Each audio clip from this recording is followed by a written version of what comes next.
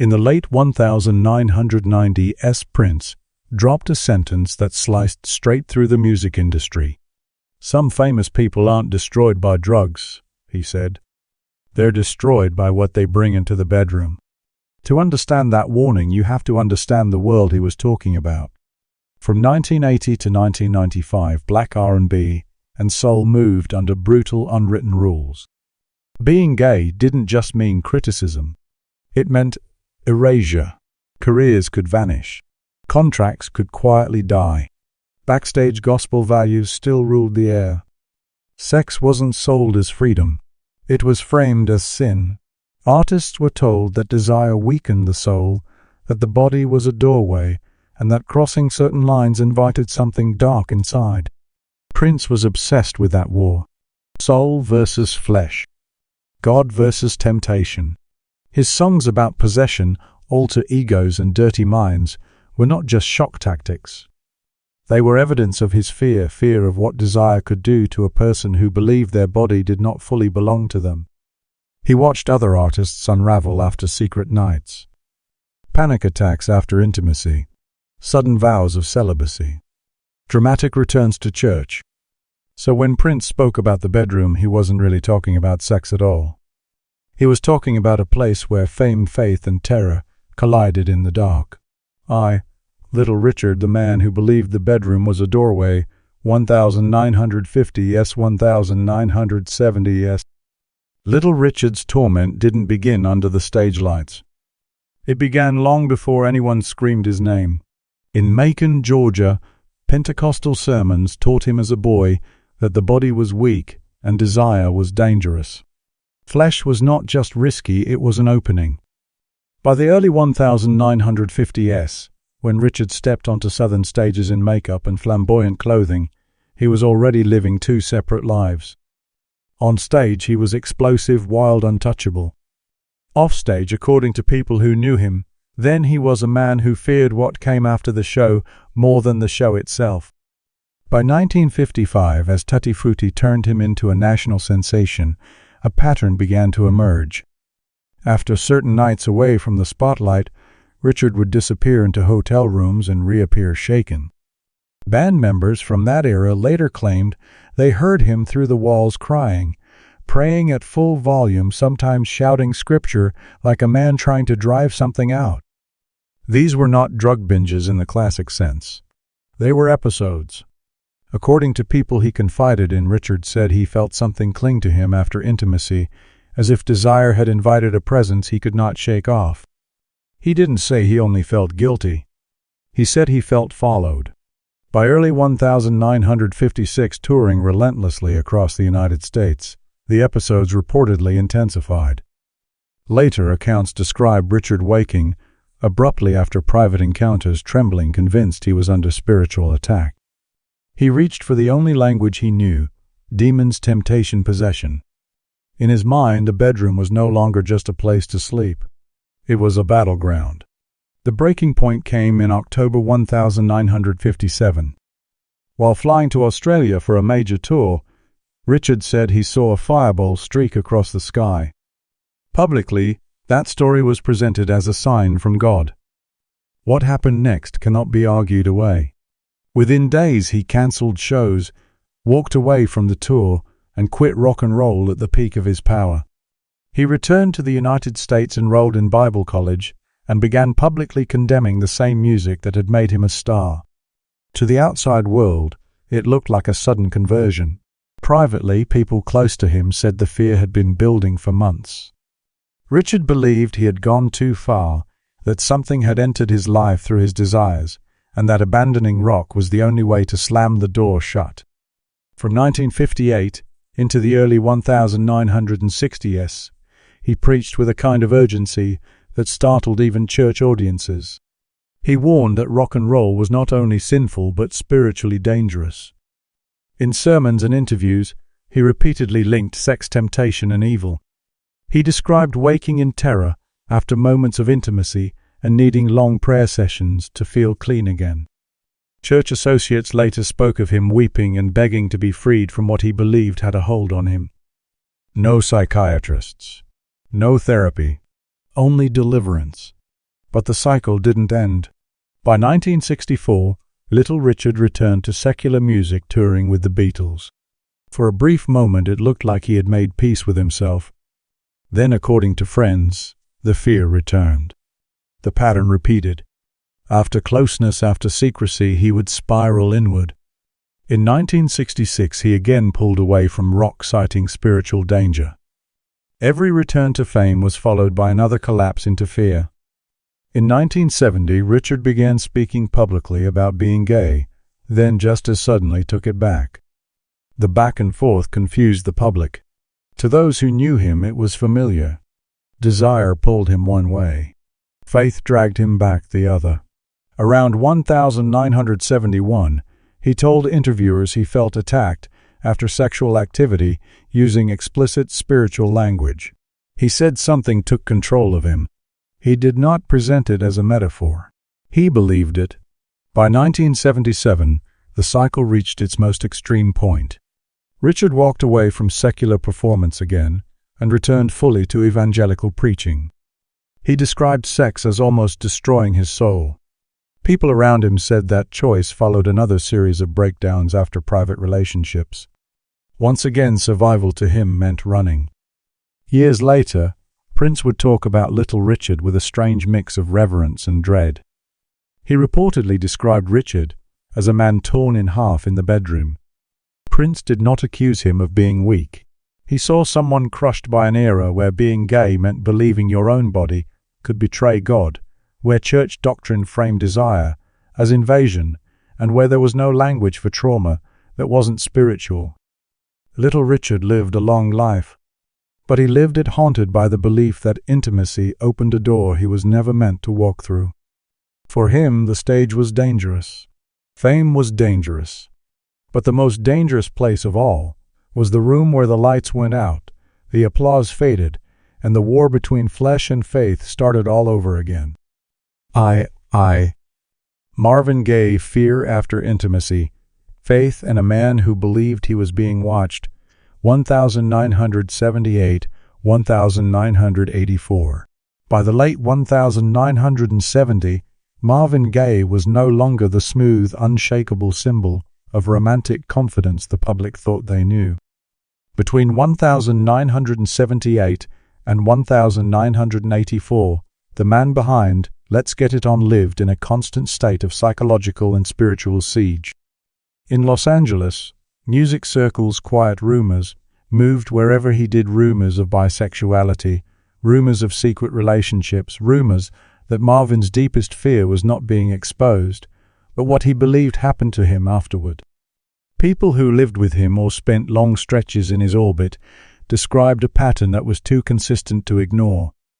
After intimate encounters, especially those kept completely off the record, Marvin did not relax. He fractured. He would pace through rooms late at night, checking windows, listening at doors, insisting someone or something was watching him. This wasn't the loud, messy gossip shouted by tabloids. It was the kind of thing family members, former partners, and housemates whispered reluctantly years later. Marvin, they said, believed intimacy left him spiritually exposed.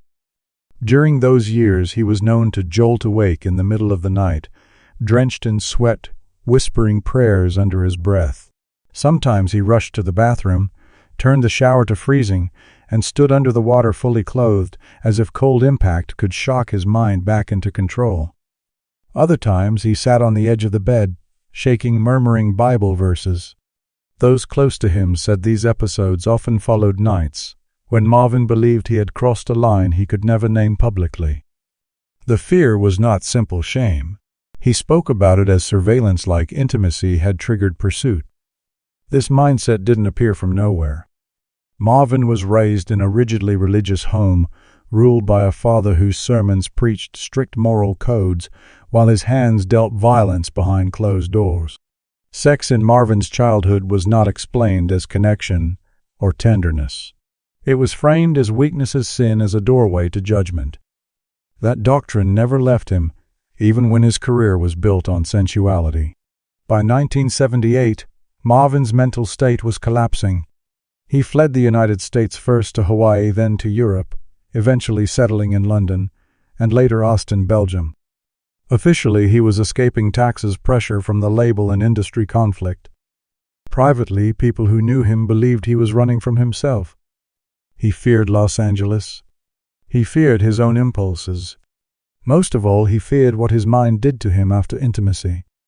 During his exile, he recorded what would become In Our Lifetime, released in 1981. It was not a victory lap. It sounded like a confession wrapped in paranoia. The lyrics circled guilt, punishment, judgment, spiritual failure. Love no longer appeared as a safe refuge. Pleasure came with an echo of dread.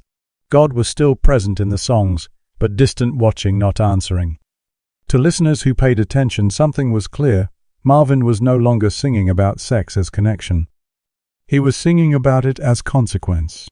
In interviews from that period, he spoke in cryptic, fragmented phrases about being out of alignment with God. He described being attacked, spiritually talked about unseen enemies. He believed people wanted to poison him, control him, destroy him. Yes, drugs were part of his life, but those who were there insisted the fear was older than the cocaine. The panic flared after intimacy, not just after intoxication. This is where the rumors hardened into an unspoken rule in L.A. Within certain industry circles, it was quietly accepted that Marvin's sexuality was more complicated than his public image allowed. There were no signed confessions, no on-the-record declarations, only patterns. Sudden withdrawals. Vanishing acts. Panic followed by desperate religion. Marvin never fully named it, but he spoke often of temptations he believed he could not survive. He said giving in left him spiritually weakened, like something had slipped past his defenses. From afar, Prince watched all of this. He admired Marvin deeply musically, emotionally, spiritually. But according to people close to him, he was also frightened by Marvin's decline. Prince saw a man who sang about desire, louder than almost anyone on earth, and yet seemed convinced that desire was undoing him. A man whose faith and fear had begun to devour each other inside his chest. Prince later remarked that Marvin was too open spiritually, suggesting he believed Marvin didn't know how to guard himself from the darkness he absorbed. By 1983, Marvin had returned to the United States and released Midnight Love, which included sexual healing. To the public, the song sounded like reclamation, a man finding salvation through touch. To the people inside his house, it was another contradiction. Marvin remained deeply religious, deeply afraid, still certain that intimacy carried danger. He reportedly prayed obsessively, even as he recorded songs about healing through physical closeness. The gap between what the world heard and what he lived was widening. At home, paranoia thickened.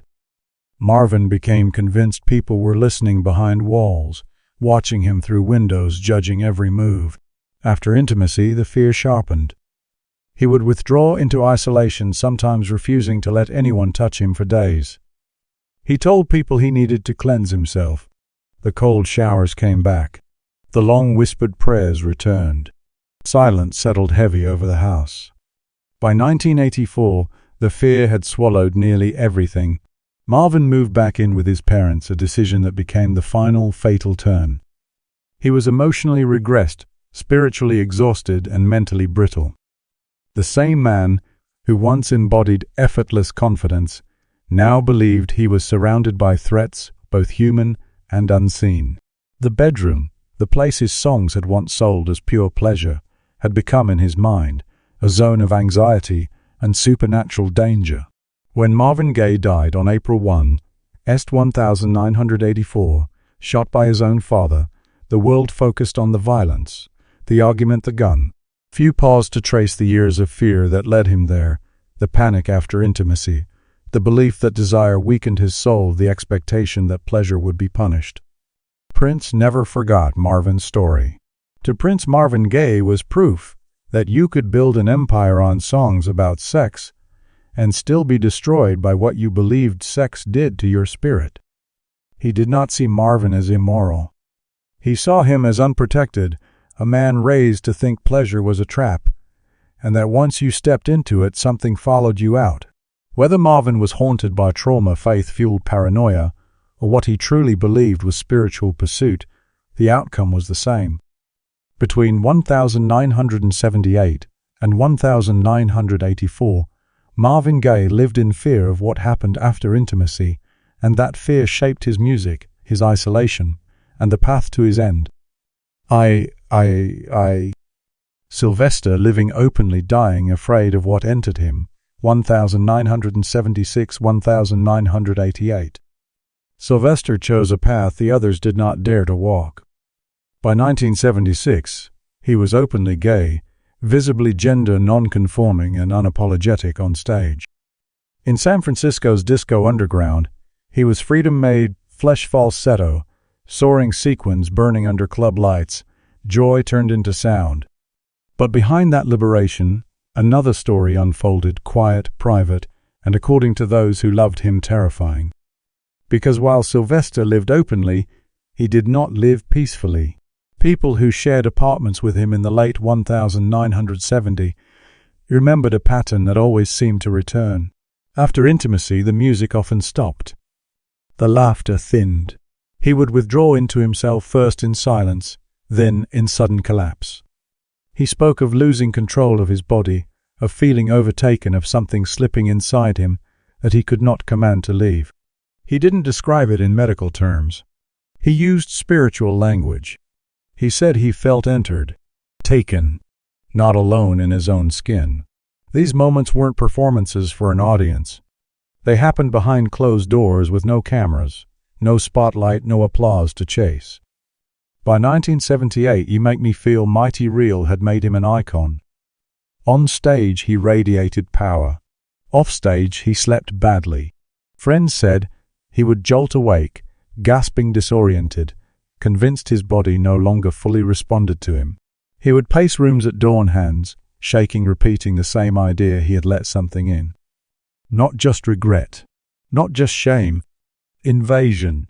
Sylvester had been raised with church language, even if he later walked away from the institution. The vocabulary never left him. Desire had been framed as vulnerability, intimacy as exposure. When he spoke about fear, he didn't say, "I'm guilty."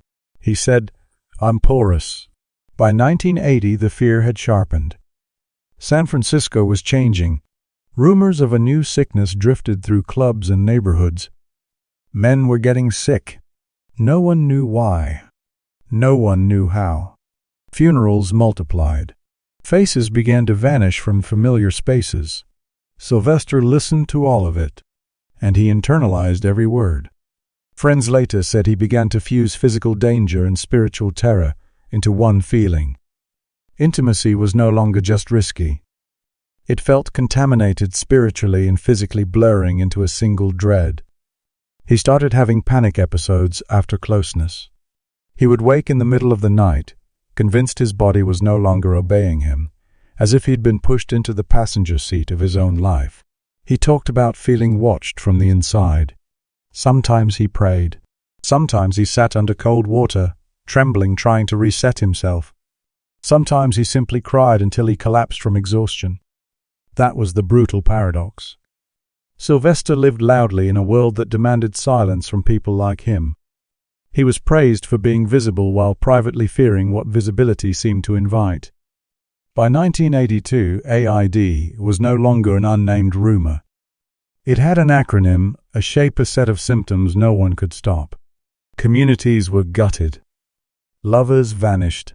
The fear that had once been vague suddenly had a focus. Sylvester was diagnosed HIV positive in 1984. Those close to him said the news didn't shock him. It confirmed what he had long believed, that intimacy had cost him control. After the diagnosis, the episodes worsened. Friends described him waking in terror, convinced his body was betraying him from the inside. He spoke about not being the one driving anymore. He said something else had taken over. Whether that something was trauma, illness, medication, or fear itself didn't matter to him. The experience of losing agency was real. Prince noticed. He admired Sylvester's courage, his flamboyance, his refusal to hide. But he also saw the toll. According to people around him, Prince once said Sylvester was the one who lived the truth, and paid the highest mental price. For Prince Sylvester proved that openness did not equal safety and that freedom did not guarantee peace. In 1985, Sylvester kept performing even as his health faltered. The stage was both refuge and strain. He could still give everything to an audience, then walk off into a night filled with fear. Intimacy became rare and terrifying. He talked about wanting connection but fearing what connection seemed to do to him. He felt split: the joy he offered the world on stage, the terror he carried home afterward. By 1987, his condition deteriorated quickly. Panic episodes became frequent. He spoke more and more about being ridden, drained, taken over, not by horror movie demons, but by a force he felt he couldn't resist. Illness stripped him of control, and the language of possession stepped in to explain what he had no words for. Sylvester died on December 16, 1988. Publicly, he was celebrated as a disco legend, a pioneer, a symbol of queer freedom.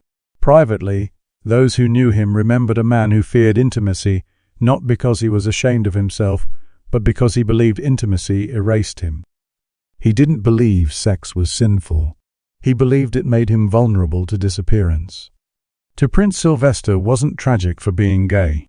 He was tragic for being unprotected in a world that demanded bravery from him, but offered almost no safety in return.